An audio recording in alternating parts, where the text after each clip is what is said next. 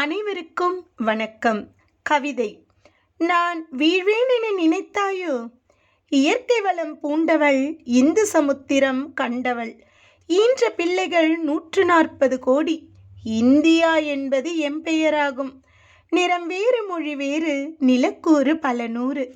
ஒற்றுமை எனும் தொப்புள் கொடியால் ஒன்றுபட்டவர்கள் எம் மக்கள். ஆரியர்கள் வருகையும் ஆங்கிலேயர் வருகையும் கலாச்சார மாற்றங்களும் கடல்களின் சீற்றங்களும் கண்டவள் நான். கொள்ளை நோய்களும் புதிதல்ல, எல்லை மீறலும் புதிதல்ல. எத்தனையோ கண்டுவிட்டேன், எள்ளளவும் அச்சமில்லை. வீழ்வேன் என நினைத்து விலங்கிட்டீரோ என் கரங்களில்? தாழ்வேன் என நினைத்து தாண்டி வந்தீர் எம் எல்லையை. தாயின் அடிமை விலங்குடைக்க தலை கொடுத்தனர் அன்று என் வீரக் கண்மணிகள்.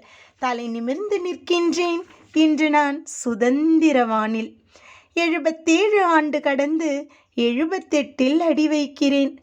அந்நியனிடம் மீண்டு விட்டோம் அன்பு குழந்தைகளே.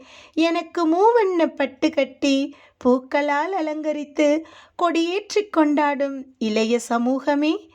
விரும்பியதெல்லாம் செய்வதல்ல சுதந்திரம். விருப்பமில்லாத ஒன்றை நமக்கும் பிறருக்கும் செய்யாமல் இருப்பதே உண்மை சுதந்திரம். விவேகம் கொள்ளுங்கள் கண்மணிகளே.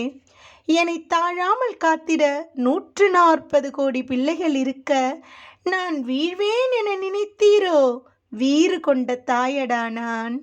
ஆக்கமும் வாசிப்பும் ஐ. விஜயலட்சுமி, PST. நன்றி.